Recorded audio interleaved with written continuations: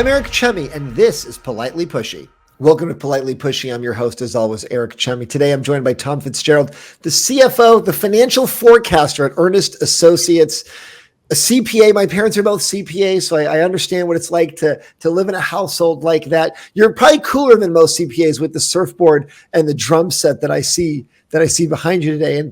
And I appreciate the real world stuff going on. You said before we started, hey, I was going to do this in the office, but I got a flat tire. So I had to come back home. And we're doing the recording from home. So Tom, thank you for joining me today.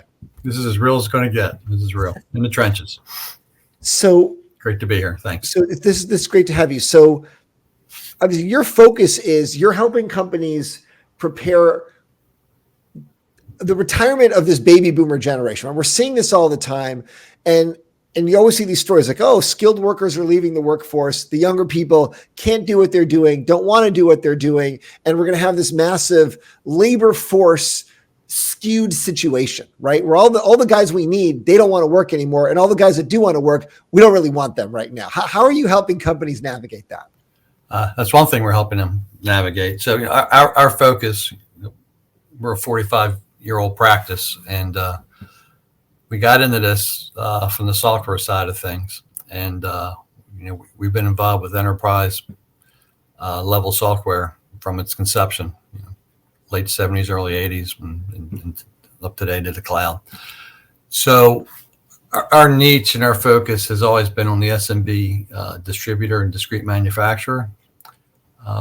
These are the companies that really struggle to get the most out of their IT investment, struggle on where to invest in the first place, what to do, how to pursue. There's a real strong void out there. And even, we're in generation 4, at least, of enterprise evolution.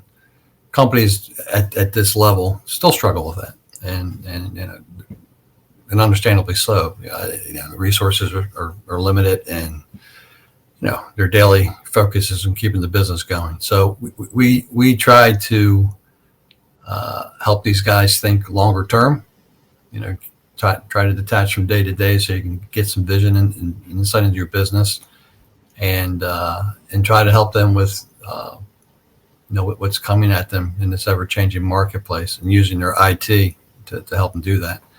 So one of the big, I guess, dynamics that companies are even dealing with today, or are not aware it's coming, and it is this, there's going to be a huge brain drain as the people in my generation. I mean, I'm never going to retire because I don't know what I would do with myself if I was retired, but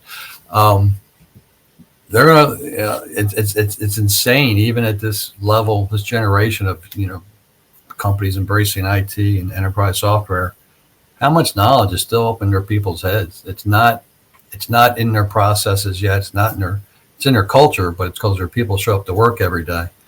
And right, if you completely change the people, you'd have nothing. They're in trouble. Systems, there's nothing actually written down or programmed in. There's nothing in data. It's all in brains. Or it's in a million Excel spreadsheets. You're never going to find. You're never going to even find today.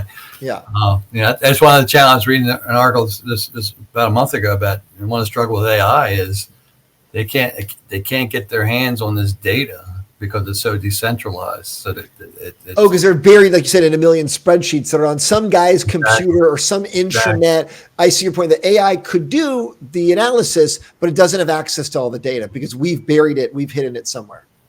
And then when they lock people in the room, their top managers, and they pull out their individual spreadsheets, they realize just how much disparity, what they think is the process or their procedure, really isn't what's being executed on a daily basis. So it's a lively conversation.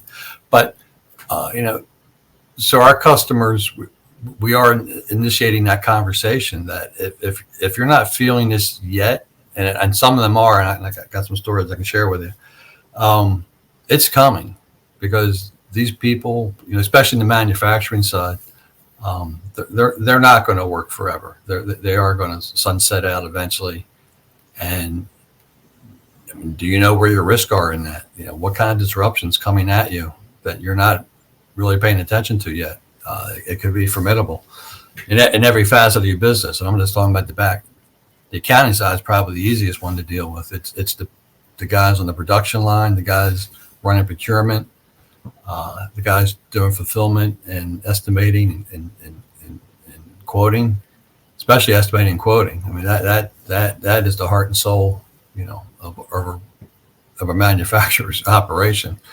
And there's so much knowledge that's still just native, tribal inside people's heads. And in the year 2024, you'd think that would be like a 50 years ago, Stu. Hey, 1974, that makes sense. Or 2024, it's the same thing. No, I think it's one of these bubbles that are going to come and really just shock people. So, we try to engage our clients, make them aware, get them to start thinking about it. And there's so much that can be done to help mitigate that impact of that transition. It's going to hit you in some way, shape, or form. No one's going to be immune to it, but you certainly don't want it to have the disruptive impact that it could have. What do you think about the upcoming possible impact of AI on tax and accounting? Because I keep hearing how, that's going to be the one field because it's so systematic, it's so rules based that AI could just wipe out basically guys like you. Like AI could wipe out all the CPAs or so many of them because of the structure of how that work is getting done. What do you think about that? To a point, it can, and AI is obviously fascinating. I got to tell you, being in the ERP vertical for as long as we've been, we've seen I'm not saying AI is going to come and go. It's not. It's here to stay. But it's so much in its infancy right now. We've seen so many, I'm not going to say snake oil, but things come and go. This is going to be transformed, and it disappears, and nothing ever comes happen. Now, listen, I'm not saying it's going to happen with AI. It's an example. It is going to happen. Just to cut in, what are some of the snake oils you've seen before? Oh my gosh, business intelligence. What does that even mean? I don't even know what that meant. Today it means nothing because it's never gotten off the ground. I mean, every enterprise resource developer has been trying to integrate BI into their platform and their structure, but you can't do it. BI is such a personal endeavor,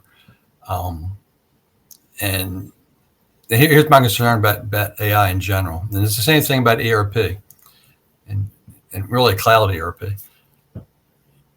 It's just everything's going to be reduced to the lowest common denominator, where companies are going to lose their uniqueness and their individuality. You don't want to be problem solvers like your competitors approaching the problem solving, challenge. You don't want to be the same. You got to come at you got to come at a challenge or a need in the marketplace in your own unique way, so you stand out. Otherwise, you're just an equal among many, and there's no. Then why pick them? What you're just a commodity? Then it's all the same. Yeah. So I was an article a couple months ago about how AI is being leveraged in procurement, demand planning, and it's fascinating because the conversation is you're going to be able to bring in factors into your decision making that you never could bring in before, meaning factors of commodity markets and logistics and freighting and all these things can start things that you could never factor in before. It's going to come in, and that's intriguing. But then I started thinking, well, what if everybody's using the same factors to make their decisions? Then how am I going to get an edge over my competitor? Yeah. Like focus on that. Like that question is key. If we're all using the same factors to make decisions, that's what I'm how are we going to get edge? So talk about that a little bit. What's your fear in terms of the processes that you're seeing, the experience that you're having, the conversations you're having, where you're already starting to see this trend where it's like, hey, if you rely on these all same systems, you're all going to end up making the same decisions, and then you're all nothing. Well, I'm not seeing that so much in AI because I can't say in my universe I'm seeing AI being embraced at the SMB level yet, but I have seen it with BI applications where it's all one size fits all, and they're being forced to look at their operations from the same perspective. If their competitor has the same BI tool, then they're looking at things exactly the same way, measuring, and you don't want to do that. You can't eliminate what makes you unique, either in a good way or a bad way. If there's things that are unique about your operation that are bad, you want to know that, and you want to see you want those things to be revealed, not masked. And So it's very important to approach your embrace of IT and business intelligence and eventually AI.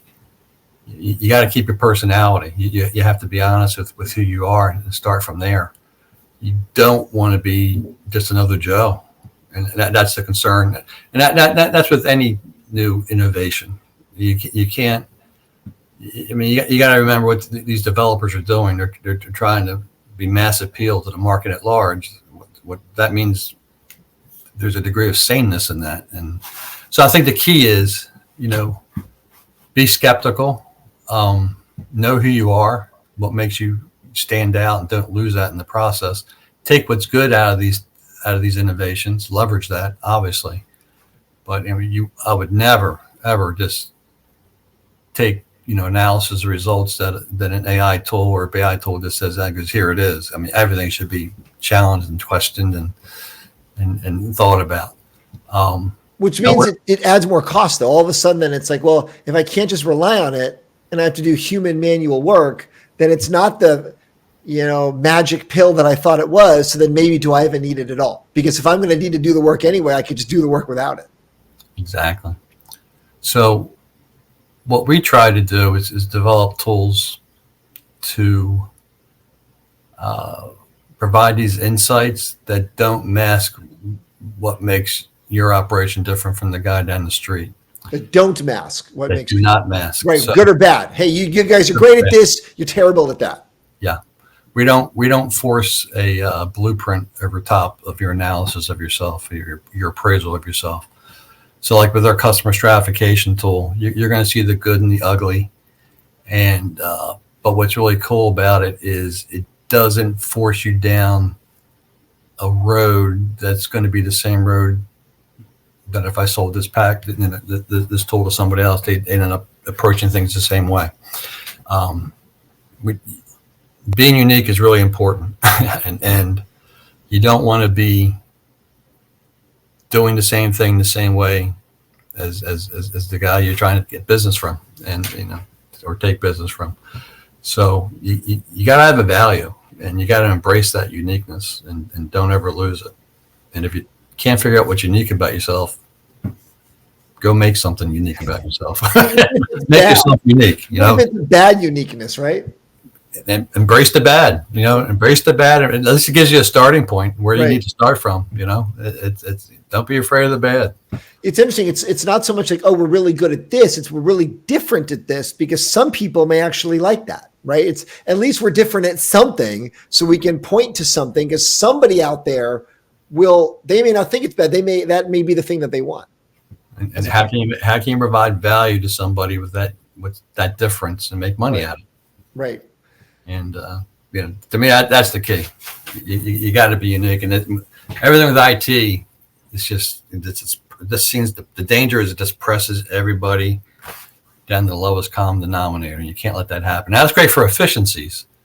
I'm not talking about from a functional perspective. I mean, you have to be as efficient as the next guy. I'm not talking about that. That's all good. So in functional ways, there's no bad there. Give me an example of something where differences are okay, good or bad. What's an example? Let's say if it's not efficiency, what is it? Is it style? Is it product? What is that? I'll give you an example. You might not. And I think every negative can be spun to be a positive to a degree. So you may take longer than a competitor in delivering a manufactured good. Okay. How much longer? A couple days, couple weeks, couple months? How much longer? Well, that's the key. There's always a trade-off. You can't be too long, right? So, but you may be able to convince that customer that extra weight, they're getting this extra value. They're getting this extra time in the design time to make sure that there's no defects, no quality, and maybe you have a special process that makes that product stronger or more durable, and it takes an extra amount of time. Whatever it is, don't duck from it or hide it. Embrace it and try. Right. We're not slow. We're more customized. Or a year from now, you're going to have wanted this, because it won't have mattered that we were 2 weeks later. A year from now, you're going to be happy you never had to come call us back for a repair or for a tweak or for a breakdown or whatever it was. I can see a negative can become a positive. So we have a customer, I can't mention names, but Yeah. they're not the cheapest operation in town. However, their estimating is so thorough that it almost becomes consultative with the customer, that the customer is challenged to think of things they don't normally think of in designing their specs, and they appreciate that process. And so you kind of get that for free, even though you're paying a little extra on the final product. But they see value in that, and our customer's not embarrassed or ashamed. They push that. This is what you're getting, right. And they embrace that, and they're winning on that. They're winning on that sales model. They're getting business because of that difference, and that could be a perceived negative. Everything comes down to perspective and attitude, right? What is your perspective talking to your customers, right? When they look at the economy right now, are they thinking about labor supply, inflation, taxes, the markets? Where, from a business point of view, are they thinking about how to allocate capital, how much to invest, where to invest for the future, and do they hold back? Okay, interest rates might get cut. What's the perspective macro right now? In our world, the SMB, it's holding on or garnering market share, order efficiency in their order process, fulfillment processes, and mitigating risk in the supply chain. So you can say in a lot of ways, it skews toward, it's still very much survival instinct right now. It's been we're out of the COVID area, which was game changer for a lot of my customers. But for the most part, most of them are they're still in survival mode. Like the COVID era survival mode. Is that what you're talking about? Yeah. Post-COVID. Yeah. They're trying to learn from what they experienced. They never want to go back and go through that again. And so they're trying to become better as a result of it. Some of them have lost market share and are trying to get that back. Lost to who? Lost to foreign companies, or just lost within American companies? Companies that were, that were more effective in their supply chain management. It was all about the supply chain, right? Because I feel like the post-COVID thing we learned was, hey, this just-in-time inventory, this far-flung supply chain globally, you don't keep assets, here in stock because it hurts your ROA. That got blown up. It's all changing. Yeah. Is it all about redundancy now and backups and keeping stuff on site? Yep. There is, and it might not be on site, it might be near site. Well, they're close, yeah. But they're in the country. They're trying to make it closer. And everybody's sensitive to political disruption to a degree they weren't before. Obviously freight is a huge issue, always has been, and just the cost to imports is insane, and that's not going away. So the big rage now is the term you hear, nearshoring. And nearshoring, yeah, it's not offshoring anymore. Not offshoring. It's well, the reason why is that, even though the labor rate, delta got closer to the savings weren't there, it's still hard. A lot of companies are finding it's still hard to bring production all the way home, back to the continental states. So we have a lot of customers that are, they're looking at Mexico, looking at Central America, nearshoring type, where they can still get that cost advantage with the labor, but shorten that supply chain and actually gives them multiple warehousing opportunities closer to home. How much is there a discussion right now in an election year, people asking you guys, hey, we see these different tax proposals out there from the different parties, different candidates, tariffs, what it means for trade. Is that a big discussion right now? Or people just say, I'll just do what I do until something actually changes? Or are there things they can do to prep based on likelihoods of future change? And it's still wait and see. They'll when they see it's going to be a reality. At this age, it's all a lot of talk. There's huge conversation about, the days of free trade might be over. We're going with strong tariffs, elimination of the income tax in favor of tariff. I mean, it's like these are huge changes. Yeah. huge. And I mean, you're talking about reversing when did we start going into back in 1968 when we turned the ship to go toward this free market, open market, approach. And, everybody's used to those ground rules, whether they're good or bad. They get, that's all business cares about, No, they don't care which way you go. Just they want to know which way we're going, so we can start making decisions. We'll figure out how to survive and provide. Right. If the rules are changing, just tell me clearly what those rules are going to be, and I can adjust for that. I see. Exactly. And but I mean, these are. I don't think anybody's wasting time, starting to plan. First of all, no one has the resources at the SMB level to spend money and time talking about what ifs. It's so they're dealing with risk that might hit them in the first, the next 6 months, the next 18 months, the next 24 months, and that's as far as they're going.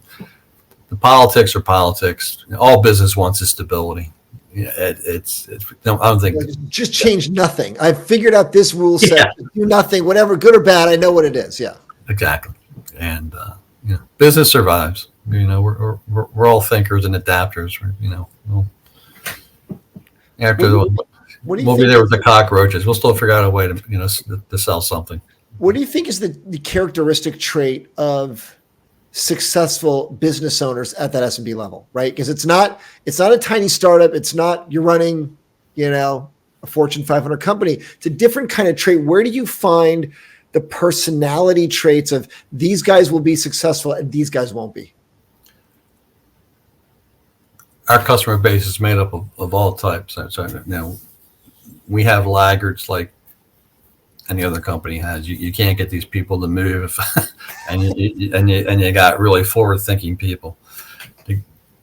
And that in that latter group, the people the characteristics we find that make up that group, they are passionate about their business. That business is a personal extension of their own character and how they see themselves, and really how they make a contribution, to the world around them. It's a badge of honor. They wear it on their sleeve. And it's not to say it's business over personal life. It's not at all. They see their business as an extension of their personal life, and identifies who they are. They are nimble and very flexible. They're not afraid to assess themselves. They're not afraid to say, we're not really good in these areas. What do we got to do to get better? So they're very honest with themselves, and they are all about customer engagement and customer service, at the nth degree. Just very passionate. There's a passion at the SMB level that really the larger players can't. That's the advantage, I think, of being in the SMB side. I think you can have that passion. As you get bigger, it gets harder and harder to hold on to what got you started in the first place back in the beginning days. But the SMBs still live in those beginning days because they're still there, and they're all very passionate people. I always wonder about that when you see, let's say a Google or a Microsoft, Amazon, Apple. It wasn't that long ago that these were small companies. Like they were all started in our lifetimes, right? Facebook and all these things, and now they're just these massive organizations, right? Where you think of the tech side, it's true, obviously, for so many other companies. That, hey, it was the original 10, 20, 50 guys, and we were doing this thing, and now it's like 100,000 people working here, and it's all big corporate. Where does that shift kind of, just kill people's souls? Like you must see it with some of your companies. Like, hey, we're successful, we've gotten bigger, but what have we become if we sold our soul to do this? Yeah, I mean, it's hard to keep that instilled at all levels of your company, even at the SMB side.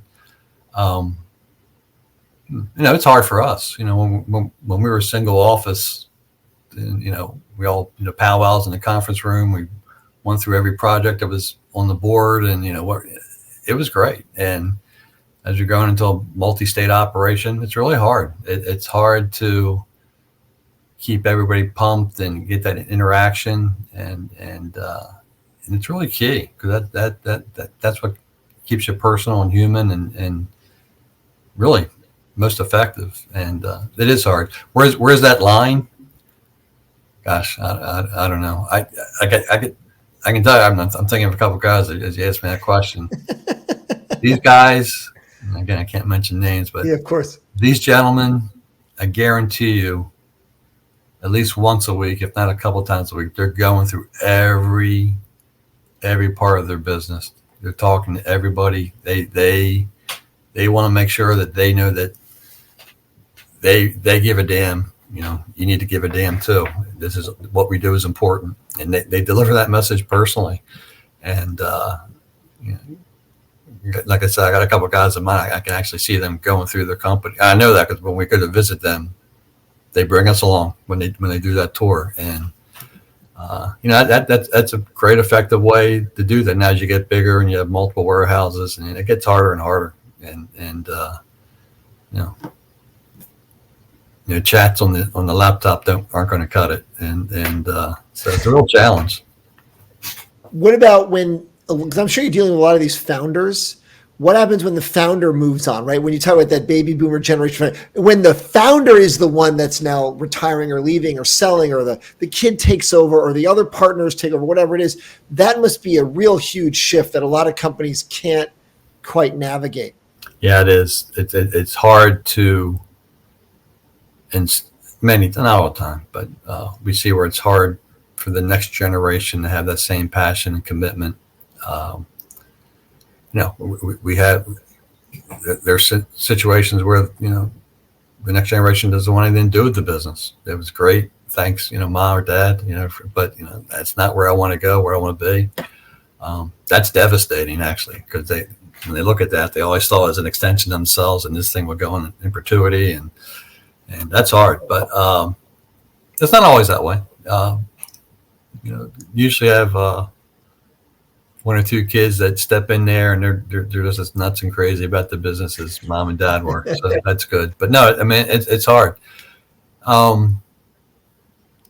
It's all over. What we've experienced is all over the place. So we have, on the positive side, you have kids that are just as passionate, but they're coming at it from a different angle. So they might be more pro IT, more tech. Usually the younger generation is the more techie one. Yeah, they are. So they're trying to figure out ways how we can take what's good about this without losing that, mom and dad's personal, expression and customer service, and but get the advantages that this technology has to offer us to keep us relevant. That's a key thing with the SMB. Really, fighting to stay relevant. They're going up against a lot of forces, especially in the distribution. There's a lot of consolidation going on in distribution. It's getting harder and harder for SMB distributors to stay out there. We're seeing a lot of consolidation on the distribution side. Not so much on the manufacturing side. These guys they're scrapping and they're fighting, but distribution, it's really hard for them to go up against larger players to have efficiencies. And what's different about, buying, everything used to be so relationship driven, not so much today. If you got the right price, and you can get it here by a certain date. Price and process, no one even cares about you anymore. Yeah. Yeah. So there's a lot of pressure on distributors to add a value, to become more value add. But you might only be able to take that so far, and that's hard. And so we're seeing a lot of consolidation on the distribution side for that very reason. And then lastly, before we go, because you mentioned distribution and you mentioned freight, and I think about all the advances that are trying to get done in the trucking business, right? Hey, can we get AI trucks? We can't get enough drivers. AI is going to drive self-driving trucks across the country. Are you buying that hype? Do you think that's going to be a real solution for companies to help bring costs down? What's your take on that? Yeah, I do. I think actually the one aspect that I can actually see that happening. One, because it's just so common sense, and to me it's just such a brick and mortar problem to solve. And I think that's where AI can really have an impact. And yeah, I can actually see that happening. I was at a conference, NAW conference last year. I can't remember who the speaker was. They were saying it's a reality. It's done. It's here. It's going. We're within at that time they said 7 years of this being a reality. It's happening. So there are test markets right now, Texas out west, where the roads are big and wide and open. They're working out all the bugs, but this is already happening. So I can see it happening in the logistics. Awesome, Tom. Thank you so much. It's been super interesting to hear the perspective on what you're looking at, and appreciate the time, and good luck with the rest of the year. And we'll see if they do make those tax changes, because all of a sudden, then if they do, then CPAs are going to be very busy in the next couple of years. They could be. You're always going to need accountants. Yeah, exactly. Thanks, Tom.